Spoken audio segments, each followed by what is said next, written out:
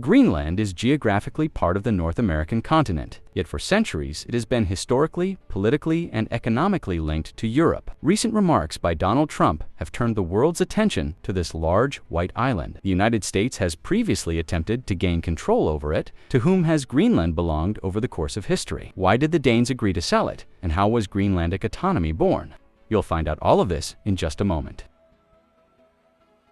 First, let's look at the island's most distant history. Humans arrived in Greenland from North America about 4,500 years ago. Although it wasn't a popular destination due to its extremely harsh climate, over hundreds of years, some cultures appeared while others disappeared. The last migration of the Inuit from what is now Canada took place around 1250, and the Thule people who arrived then are the ancestors of modern Greenlanders. They weren't the only ones living on the island at that time. Europeans learned of Greenland's existence at the end of the 9th century. Specifically, the Norwegian Gunnbjørn Olufsen. His discovery of new land happened by chance while sailing toward Iceland. He was blown off course by a storm and landed on Greenland's coast. Less than 100 years later, another Viking named Erik the Red, who had been exiled from Iceland for murder, arrived there. His family came from Norway, where they had already been given the wolf ticket. With no other option, Erik sailed north, believing in Ulfsen's story about unknown land. He indeed reached the island and spent 3 years exploring it, looking for the best place to establish a settlement. He called it Greenland, not because it was green, but rather to attract new settlers. Erik the Red then returned to Iceland, persuading its inhabitants that there was a beautiful green island waiting to the north. Soon, a fleet of 25 ships set out. Due to very challenging weather conditions, no more than half the crews arrived safely. The Norse colonized the southwestern coast of the island. At the peak of settlement, around 3,000 people lived there. The new residents of Greenland sold furs and walrus tusk ivory in Scandinavia. Fishing was an important part of their lives, and they also hunted reindeer and seals, while they imported wood and iron from Iceland and Norway. In the mid-13th century, the Norse population of the island, as with Iceland, submitted to the Norwegian kings, but retained a degree of autonomy. Locals were still judged according to local law. Over 200 years later, the Kingdom of Norway entered a personal union with Denmark, which took control of the island. The Norse settlers vanished under unclear circumstances in the early 15th century. It's possible the ever colder climate and the so-called Little Ice Age were to blame. There are also mentions of attacks by unidentified pagans, or maybe just as often happens in such situations, money played a role, as cheaper ivory from Russia and Africa began to flow. The residents of Greenland may have left in search of better conditions elsewhere. The mystery remains unsolved. What is certain is that, at the turn of the 16th and 17th centuries, Europeans took renewed interest in the island. Ships from the Netherlands, France, England, and Scandinavia began appearing off its coasts to conduct large-scale fishing.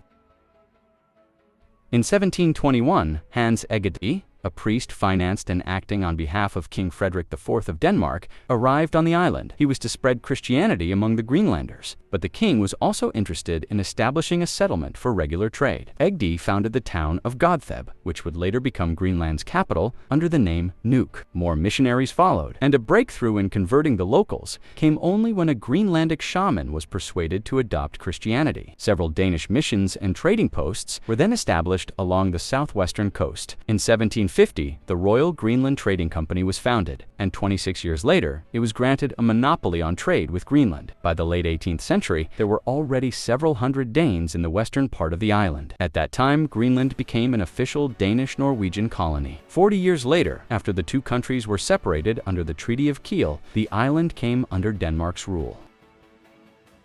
Americans began exploring northern Greenland in the 19th century, considering it unoccupied by the Danes. In 1868, the White House became more interested in controlling these areas. Secretary of State William Seward, who had negotiated the purchase of Alaska from Russia for just over $7 million, took on the matter. Talks with Copenhagen lasted more than a year. Americans were willing to put up $5.5 million to buy both Greenland and Iceland, but the matter stalled in Congress. Denmark did not accept U.S. territorial claim. In the early 1850s, the Danes allowed the establishment of local councils on the island, although most decisions were still made in Copenhagen.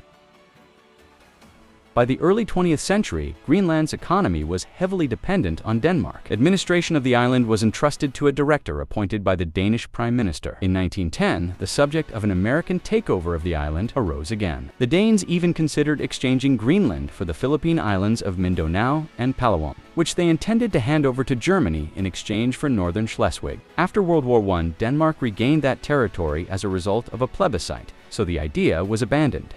In 1916, the United States formally renounced its claims to Greenland because the Danes sold them the Danish West Indies, today's U.S. Virgin Islands, more strategically significant for protecting U.S. interests in the Panama Canal. Despite the Treaty of Kiel over a century earlier, Denmark still could not feel entirely secure. Norway claimed rights to Greenland's eastern coast. After all, it was Erik the Red, a Norwegian, who discovered that land. The case went to the Permanent Court of International Justice in The Hague, which in 1933 rejected Norway's claims.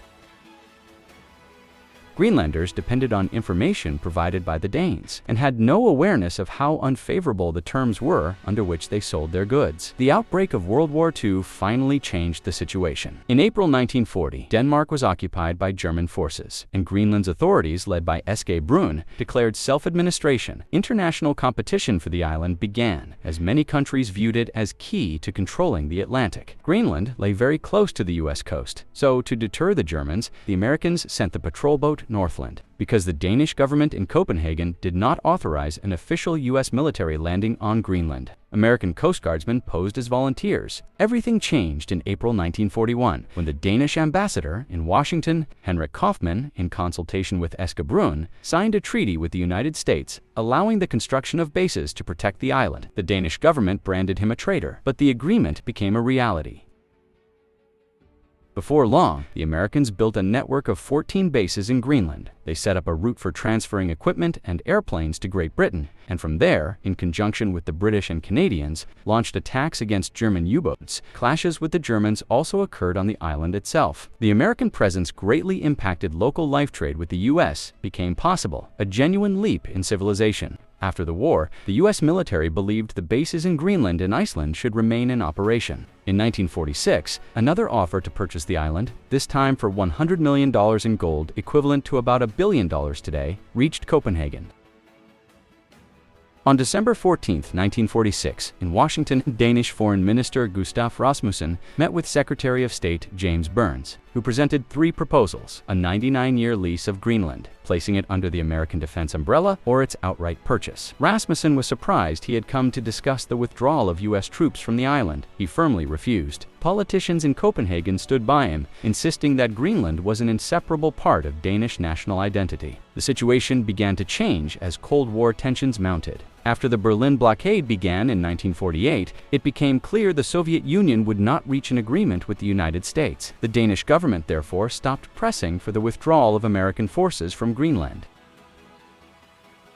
In 1951, under the North Atlantic Treaty, Denmark and the U.S. signed a new agreement permitting an American military presence on the island. At the same time, Greenlanders were becoming increasingly vocal about their desire for autonomy. Though the Danes wanted no part of it, Social Democratic Prime Minister Hans Hedtoft appointed a special commission, which in 1950 published a plan for the development of the territory. It ended, among other things, the state trade monopoly in Greenland and led to the creation of a national assembly. The next step was to integrate Greenland into the Kingdom of Denmark in 1953, effectively making it a Danish county. This guaranteed it 2 seats in the Danish parliament and formally merged the island with the monarchy. In 1955, the Ministry for Greenland was established. Meanwhile, the Americans continued expanding their installations. In 1953, they built the Thule Air Base in the northern part of the island, where about 10,000 American soldiers were permanently stationed. Hundreds of Greenlanders also found employment there. The base's primary task was to monitor and track Soviet submarines. On January 21, 1968, a serious incident occurred. A U.S. B-52 bomber carrying 4 nuclear bombs crashed in the fjords of northwestern Greenland, leading to radioactive contamination. It was a significant scandal because Denmark had proclaimed itself a nuclear-free country in 1957. The Danes demanded the Americans remove the contamination immediately, threatening to revoke permission to use Thule. The threat prompted a swift cleanup. thanks to Danish investments in fish processing. The material circumstances of Greenlanders started improving, the population grew, and education levels rose. In the 1960s, a crisis emerged when cod stocks began to collapse. In response, they developed the shrimp fishing industry. Increased prosperity and better education naturally strengthened independence aspirations. Meanwhile, the Danes effectively alienated the local community during the mid-1960s. They introduced laws favoring Danes working in Greenlandic administration, giving them higher wages. Another flashpoint was a 1972 referendum on Denmark's entry into the European Economic Community. Around 70% of Greenlanders were opposed, but since Denmark joined, Greenland became part of the community as well. The growing divide between Copenhagen and the island's residents led the Danish government to form a commission in 1975 to study granting Greenland expanded autonomy. 4 years later, in a referendum, Greenlanders overwhelmingly voted for self-government. On May 1, 1979, Greenland became an autonomous part of the Danish monarchy with its own parliament and government, taking over responsibilities for education, industry, and healthcare. Foreign and defense policy remained under Copenhagen's purview. At the same time, Greenlandic political parties began to form, ranging from moderate ones advocating closer ties with Denmark to left-wing groups striving for independence. The first parliamentary elections on the island were won by the Social Democrats. Their top priority became withdrawal from the EEC, especially since Greenlandic fishermen were unhappy with European fishing regulations. In 1982, a referendum on EEC membership was held, and on January 1, 1985, Greenland became the first country in history to leave the community. Over the following years, the island gradually took on more areas of governance, and in 1987, Denmark abolished its ministry for Greenland. Nevertheless, disputes over the control of oil and mineral resources continued. Officially, both the Danish government and Greenlandic authorities managed them, prompting numerous conflicts. In 1995, it came to light that Prime Minister Hans Christian Hansen had agreed in the 1950s to allow the U.S. to store nuclear weapons at Thule Air Base, adding fuel to the fire. It also emerged that after the radioactive contamination caused by the B-52 crash in 1968, compensation had been paid only to Danes, not Greenlanders. Copenhagen eventually provided them with settlements. In the late 20th and early 21st centuries, the Greenlandic government formed a commission to expand autonomy. 8 years later, another referendum was held, in which the majority of residents voted in favor of further self-government and formal equality with Denmark under the monarchy. The agreement declared that Greenlanders and Danes were two distinct nations, and Greenlandic became the island's sole official language. Defense and foreign affairs, however, remained with Copenhagen. In recent years, and even recent days, the possibility of the United States taking over the island has again surfaced in the media. Will Greenland ever become a fully independent state? What steps might Donald Trump or his successors consider taking in this regard? Only time will tell. For now, thank you, and I invite you to the next episode of After the War. I encourage you to subscribe to your channel, World in Depth.